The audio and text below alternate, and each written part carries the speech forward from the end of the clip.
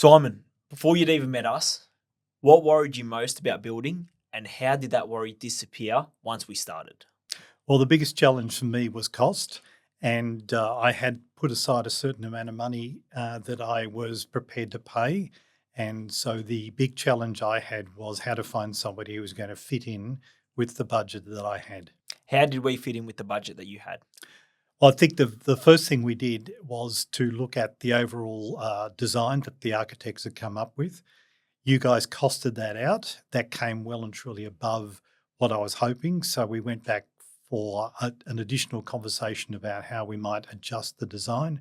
By adjusting the design, it came in within my budget. No. And that's where the consulting service came in. Yeah, the consulting service was fantastic because you pay for the service. If it worked, and obviously it did, then that allowed me the confidence to be able to complete the job in a way that I was sort of quite happy with as well.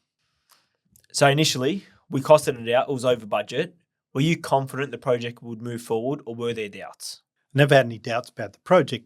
The challenge I had was how was it going to work in a way that I was happy with and also fitted the design and fitted the role and the competency that you guys had. So we gave you the consult. What made you say these are the builders for me when you compared us to others? I think the detail. The detail was really well spelled out. I knew what the costs were going to be. I was a bit nervous about whether that was actually going to be the final cost, but it turned out that that was the final cost. And so as we articulated all the steps along the way, they'd all been specified right from the get-go. Yeah. So it was easy. So what were the biggest insecurities you were facing at that stage? So at the pre-design stage, we cost estimated it originally at $900,000. What were the biggest uncertainties you faced? Well, I thought the design that the architects came up with was fantastic, but it had a cathedral ceiling. I've got a beautiful dining room ceiling that I didn't want to lose, and I was going to lose that.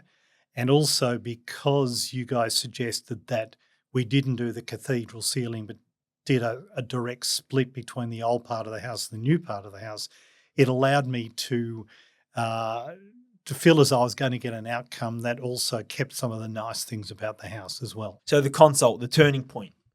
What made you to decide to go with Prem-Built Consult, even though it came with that 1% fee? Oh, I think it was just the competency, certainly talking with you and then subsequently with Mark as well.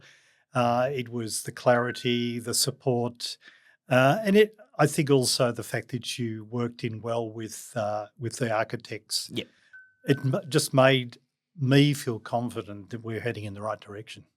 What stood out to you during the consult that made it different from what you'd experienced so far? Well, I've probably been lucky that I'd done a lot of builds in my previous role before I retired, so I sort of knew what I was looking for. I knew approximately what cost per square metre was, and I think anybody going to this probably needs to do their homework before they start costing things out. Yeah. So I think understanding the design, I'd seen lots of quantity surveying reports. I sort of knew what I was looking for, and you guys seem to be able to deliver it. Beautiful. And now ultimately, how did the consult give you more clarity around your project? I pretty much knew what I was going to get at the end. And so as a result of that, I could visualize how the plans that we had were going to turn into reality. Probably the only thing I hadn't quite factored in, because I'm not very good with space, is working out how big the room, the extension was going to be. It was much bigger than I'd actually imagined it was going to be when I had a look at the plans, because before everything happened, I got out in the backyard and I had tape measures and things like that. But once you put walls in, Yeah. something that's...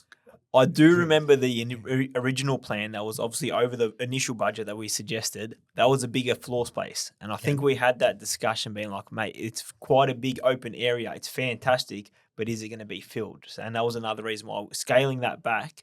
And even when we did scale it back, the fact that you can walk in and still be like, oh, wow, this is very generous. When we initially discussed feasibility and came in at the $900,000 estimate, what was your initial reaction? I was a bit shocked because I wasn't quite expecting that amount of money. So we were, that's why we had to go back as they metaphorically said, back to the drawing board Yeah. and revisit it for the cost that I could afford. Did that moment make you question whether the project will go on or not? Did you No, have doubts? no, I never had any doubts. And the reason I have any doubts is that every build I've done, when you go to the first planning stage, is always more expensive. Yeah. Because you've got to go out there and find out, first of all, with a design, is it going to work for the money you've got? And there's no point in actually then cutting back before you've actually found out what the cost is. 100%. And there's been a number of builds I've done prior to this in my previous job where you'd go out there and it might be $1 million more than you're prepared to pay. Mm. Well, then you come back and cut your design accordingly. Cut the fat. Yeah. Love it. Can you paint the picture of day one on site? What instantly told you the project was in good hands? Oh, it was how quickly the demolition company came in and did their job, and they seemed to be very, very good at what they did. And the speed with which they came in and did the demolition was actually quite remarkable.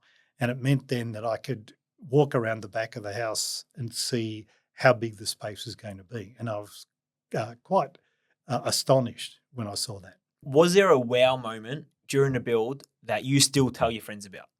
Oh, I think I'll come back to the extension out the back when I finally saw the frame up and I saw how big it was going to be. It was really quite amazing, and it's something that still, as people come in, because they can see the extension from the front door, it really is something that almost everybody says, Yeah. Oh wow! There's a noise that people make when they Yeah. walk through the front door. 100%. Amazing. I think it's the extension, but also the highlight windows over the Yeah. sliding doors. I think Yeah. that's the hero. And I think part of the inspiration of the design that the architects had was to put the strip of windows across the top. Because I think if that was not there, it would be a bit blander. Yeah, And- 100%. And it brings in the trees. It brings in, so from looking out, you're looking into the garden in a way that captures it almost like a picture. Yeah, awesome. So can you talk us through how Prembuilt reimagined the design to bring the cost down?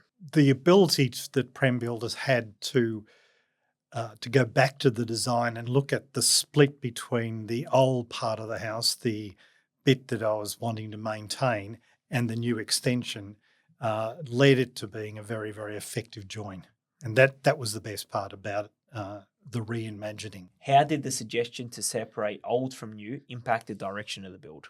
Oh, I think it made the build work better. I think had we had the original design with the cathedral ceiling, while it looks spectacular, I think it actually would have lost the fundamental warmth of the old part of the house. Mm. So the fact that we've been able to match the kitchen, we've been able to get the hallway back into the state it was in probably at when it was first built back in the 1930s, meant that the back of the house didn't clash with the front of the house. So once we submitted the final price and it came within 1% of the estimate, what did that say to you about Prembuilt as a builder? It gave me confidence, because if that was going to be the cost, then as long as I had my contingency in place, things were going to work out the way I hoped they would. Did that level of accuracy help build trust in the process? That level of accuracy gave me a great deal of confidence that we're heading in the right direction. Yep. So how did we keep you up to date and keep you in the loop so you never had to chase our tail or chase an update? I think we had a really good agreement that if we had any discussions on site, either you'd send me a confirmation email or vice versa. So that meant that you could track what we'd had conversations about. I could track what we had conversations about. But also the fact that you weren't overly precious about me being on site. So I could bowl up and just see how things were going. I'd always let you know when that was going to occur. But that just, I think sometimes builders can get a bit overzealous about not letting clients on site. And I just gave me confidence that I could just see what was going on and just have good conversations, not only about the build, but life in general as well. Which we definitely did do. Yeah. But I'm going to go back to you here, and I'm going to credit yourself as a client because you weren't overly pushy. You were very respectful of everybody's time, every trade's time. You always opted to come at lunchtime when the trades were having their lunch, so you didn't disrupt them from work. You weren't interfering of the trades, so that was a big credit to yourself. And I feel like your relationship with Mark, is just made the difference as well. Yeah, and it's probably you probably work with people who aren't experienced with builds, whereas I've been somebody who's had so many different types of builds I've been experienced with, and knowing when you're interfering with the trades and when you've got to give them the space to do their job. Um, I do think that one of the things that Prem Builds has got is great subcontractors, because the people that I got to know during the build were also really good people. Yeah. And so I think that's a very important part of actually completing a job, is having people that are working with your builder who are happy-go-lucky, but highly professional people. Yeah, for sure. For sure. Nah, our subbies are the best. I'll say that 10 times over. Which feature of the home puts the biggest grin on your face, even when you see it now? Oh, I think the room at the back, the big extension, at about it's the middle of winter now, probably about 5:30 when the lamps go on and the subtle lighting occurs, and get a bit of music playing in the background. It's just a really nice space to be in. If you could time travel, what advice would you give yourself before starting the build? I think probably the thing that would have been a really wise thing to do would be to sit down and make sure that all of the documentation that we had, we really worked through closely. And I think the issue we had with going through part of the sewerage, we may not have been able to fix that problem, but I think it just sitting down and working out where all the services went in a more concrete way might have been more helpful. Yeah, for yeah. sure. So how has living in this home changed your life or routines in ways you actually didn't expect? So what are you doing differently with this new house that you've got? I'm cooking a lot more. And in the time I've been there, it's only been probably a bit over a month that I've been able to fully unpack and get the space working the way I want to. But I've now had 5 people stay, various stages in the last month or so. That's meant I haven't been able to do that for years. And so it's just been nice to be able to host people. I had some friends over last week who popped in after an event we'd been to, and we all sort of sat around the table and chatted for an hour or so. So it's a really, really good space to host other people, and in a way that also means that it's still my space as well. Builders get a bad rap. Some clients hate their builders at the end. They say it can ruin relationships. What was different in your experience? I think that the most important thing is building relationships, and that's been my career anyhow.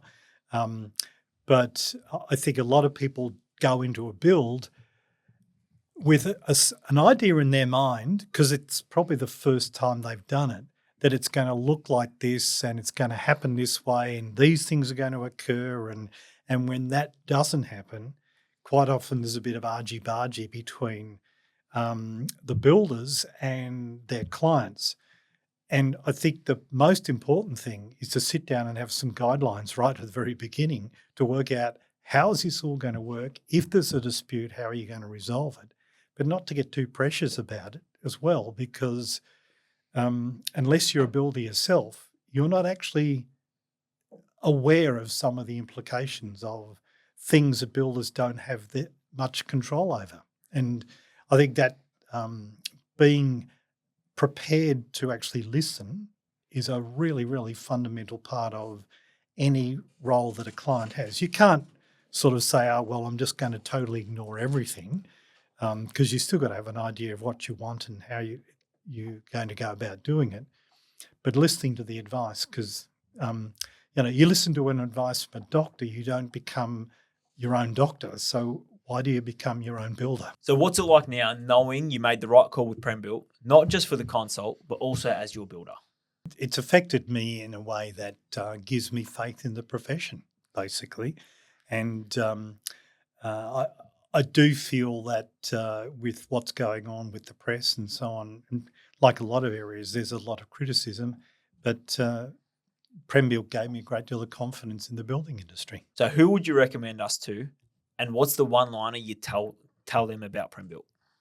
I'd recommend you to anybody, basically. But the one piece of advice I give anybody is do your homework, not just what Prembuilt gives you, but also have a very, very clear idea on what you want and have a very clear idea that if there's going to be some compromises, what are they going to be before you begin? So it's a big achievement, just finished building. What does this mean to you now after the whole journey? Oh, I've got a house that I can live in for the remaining part of my existence on this planet, I hope, until I go into some sort of secure twilight experience. But look, it's always good to have a place that you feel is yours and that you've invested in, not financially, but you've invested in as being something that you feel comfortable with. And I think the most important part of completing a design and completing a build is just feeling as though, yes, that's what I had in the back of my head when I first started, and that's the bonus. So if someone's planning their dream home and feels unsure about their budget or their design, what would you say to them about Prembuilt? Okay, I'd first of all say lock in everything first. Lock in your tile colours, lock in your paint colours, lock in all of the things. And again, I was happy with the designs the architect came up with, even taps and all those sorts of things, not to go out there and keep making different ideas because everything that happens with a build, the builders have got to accommodate. And so the more you can actually bed everything down from the start, the better. And therefore, using the advice from Prembuilt as well to guide you in that decision making. So would you recommend, after going through the consults, would you recommend one of your friends to do a consult with us when they have their concept drawings? Yeah, they'd be dumb if they don't do a consult with their initial design. And the reason for that is if you don't do it and you haven't worked through what the actual costs are going to be, you're going to be very, very challenged financially at the end of the whole process. So what would you tell someone who's deciding whether to involve their builder in early and potentially have them carry the project all the way through, like you did with Prembuilt? Again, if you're talking in generic building, you've got to make sure that the builder is somebody who is going to deliver what they say they're going to deliver. The thing with Prembuilt is they did. So very, very important that if you're going to actually establish something that you're going to be feeling comfortable with, you build a relationship, then make sure that you have confidence in the builder. And the only way you do that is making sure you're planning from the get-go.